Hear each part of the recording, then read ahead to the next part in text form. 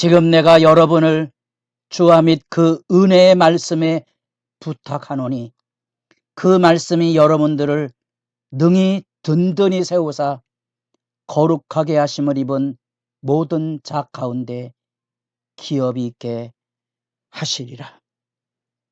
새벽을 깨우는 거룩한 기도자 여러분,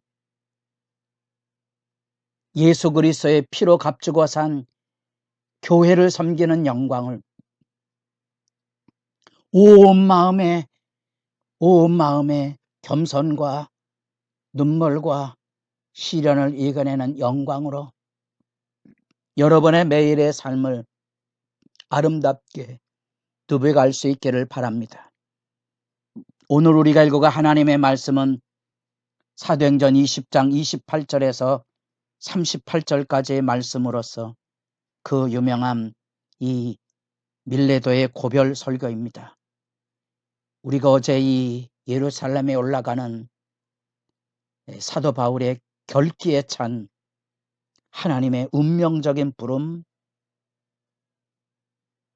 예수님께서 아버지 뜻을 위하여 생명을 내어주는 예루살렘의 자리처럼 십자가의 길, 바울은 지금 그 각오를 가지고 예루살렘으로 올라갑니다. 그래서 다시 얼굴을 볼 수 없을 것 같던 종말의 두려움의 의식을 가지고 그들을 깨우며 이제 그들을 떠나가며 마지막 권면을 남기게 됩니다. 자기의 사역의 회고와 올라감의 각오에 대하여 내가 달려갈 길과 주 예수께 받은 사명 곧 하나님의 은혜의 복음을 증언하는 일, 은혜의 복음을 증언하는 일에 대하여 이제 권면을 합니다. 내가 여러분을 주와 그 은혜의 말씀에 부탁합니다. 교회는 사람이 지키는 게 아닙니다. 내가 지키는 게 아닙니다. 교회는 하나님의 말씀이 지키는 겁니다. 그 분별력이 있으십니까? 내가 왜 복음을 전하고 가르쳐야 합니까? 그 말씀이 성도들 가운데 그들의 삶을 지키고 기업 있는 삶으로 보존해 주실 거거든요.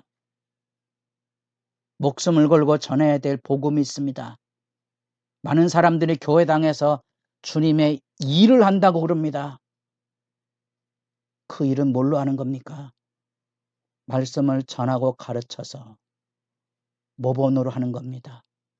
은혜 받은 사람들이 일어날 때까지 모든 겸손과 눈물로 기다려야 됩니다. 수많은 이들의 회방과 대적이 있을 겁니다. 참겨 견뎌내야 됩니다.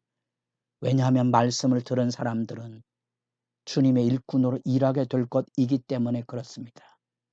내가 하는 게 아닙니다. 사람들이 이끌어서 하는 게 아닙니다. 주님의 말씀에 잡혀서 주님의 말씀을 전하고 그 말씀이 잎이 나고 자라서 열매 맺는 은혜의 말씀 앞으로 주님을 섬기는 겁니다. 그래서 그는 자기가 아무에게도 폐를 끼치지 않기 위해서 그는 자기 손으로 모든 것에 자비랑 선교의 희생을 통하여 일을 했고 약한 자들을 도왔다는 삶의 모범과 서로 끌어안는 눈물의 작별 인사를 우리가 마주보게 됩니다. 여러분은 성도들과 이런 관계를 맺고 있습니까? 여러분은 성도들과 이런 관계를 맺는 교회를 이루고 있습니까? 장엄한 부분이고요. 정직한 성찰에 대한 얘기입니다. 사역의 책임이 뭐라 그랬습니까? 여기 바울이 이 에베소 장로들을 일깨우며 하는 말 28절 여러분은 자기를 위하여 또는 온 양떼를 위하여 삼가라. 스스로 삼가야 됩니다. 이것이 바로 예수님이 권면했던 절제의 삶의 교훈입니다. 하나님 앞에 우리가 스스로 성찰하고 살펴서 자기를 쳐서 복종시키는 일을 합니다. 내 안에 악의 오만이, 내 안에 욕망이, 내 안에 자기 잘남이 거꾸러지고 터져서 쏟아내짐으로써 이루어지는 스스로 삼가고 절제하는 본분이 있어야 됩니다. 왜냐하면 목양의 진실이 어디 있느냐. 이 성도들은 하나님께서 자기 아들을 피로 내어주어서 피로 값주어 산 하나님의 양떼들이고 하나님의 백성이고 하나님의 자녀이기 때문에 그렇습니다. 교회에서 여러분들이 사람들을 움직일 때 사람들을 종으로 생각하시면 흉악한 이리때가 되는 거지요. 잊지 마십시오. 종은 내가 종입니다. 상전을 섬기듯이 섬기는 겁니다. 사람들을 움직이려고 합니다. 사람들을 따르게 해야 됩니다. 그게 상간다는 말의 의미입니다. 그래서 이 사역은 절로 되는 게 아니고 모든 겸손과 눈물에서 이루어지는 거고 그 유대인의 관계로 당한 시험을 참아야만 이루어가는 그 길입니다. 내 힘으로 능으로 갈 수 있는 길이 아닙니다. 목양의 진실이 어디 있는가를 물으셔야 됩니다. 주님의 교회를 섬기는 이유를 여러분들이 분명히 확인해야 됩니다. 왜냐하면 여기 나타난 그대로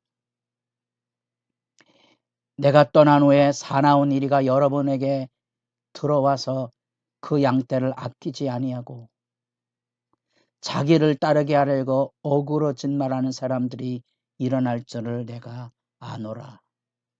내가 안다는 겁니다. 흉악한 이리때가 일어날 거거든요. 그 이리때는 교회 밖에서만 오는 게 아니고 바로 바울이 얘기하고는 논지 핵심은 너희들도 그 이리때가 될 수 있다는 경각을 깨우고 있는 겁니다. 무서운 얘기입니다. 그리고 정직해야 됩니다. 그리고 여러분들이 하나님 앞에 거꾸러져야 됩니다. 스스로 상가지 않으면 이 죄악의 들레는 일에 가담할 수밖에 없습니다. 눈물 쏟아짐이 없이는 주님을 섬길 수 있는 사람은 없습니다. 예외 없습니다. 여러분도 주님을 열심히 섬긴다고 말하지만 여러분도 자기 열심에 하나님의 양떼들을 함부로 대했던 철저한 참회가 기억나지 않으면 여러분 마음 안에도 진정한 사랑과 섬김이 없는 것이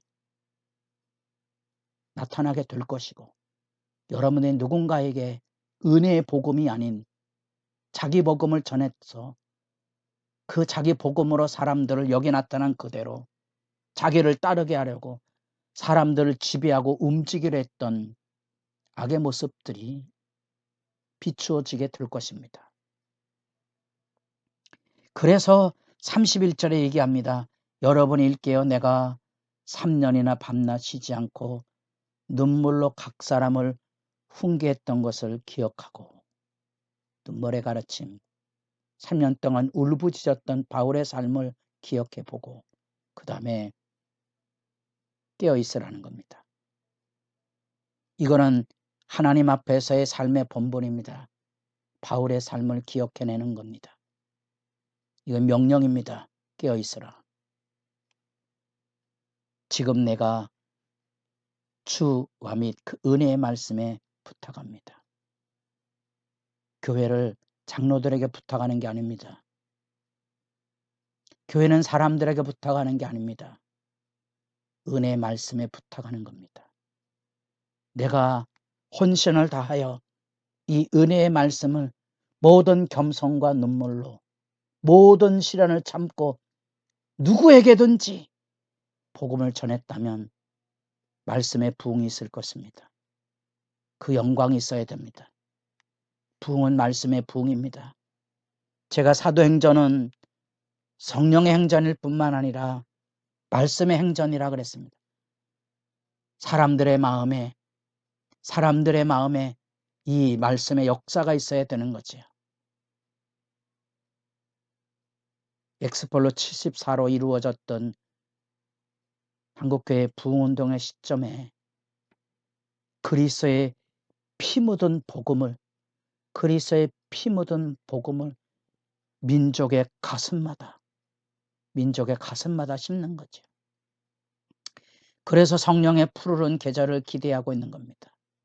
그 사역을 위하여 바울은 자기가 앞장서서 누구에게도 은금을 탐하지 아니하고 내 손으로 벌어서 선교비를 감당하며 그것으로 모본을 보여 수고하는 일, 약한 사람을 돕는 일을 모본을 보이며 유일하게 예수 그리스도의 직접적인 증언을 여기 바울이 딱 한 번 얘기합니다. 주 예수께서 친히 말씀하신 바 주는 것이 받는 것보다 복이 있다. 그 말씀 앞에 이 모든 사람들이 서로 끌어안고 눈물 바다를 이루게 됩니다.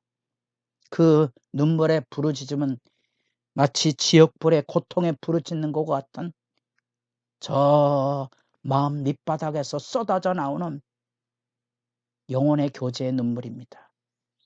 영광 있으십니까? 아름다움 있으십니까? 그것이 바로 오직 은혜의 말씀과 정직한 섬김의 도로 맺어진 성도의 교제입니다. 이 교제를 위해서 여기 생명을 건 목양의 책임이 있습니다. 이유가 있다 그랬습니다. 예수님의 피로 값주고 산 양떼입니다. 많은 사람들이 교회에서 자기하고 의견이 다르면 다투려고 합니다. 감히 예수님의 피로 값주고 산 양을 여러분들이 마음대로 좌지우지하려고 그럽니까? 흉악의 일에는 밖에만 있는 게 아닙니다. 여러분도 조심하지 않으면 바울의 눈물에 호소입니다. 여러분도 말씀을 마음에 담고 참회의 시간이 깊어지는 기도의 역사가 있기를 바랍니다.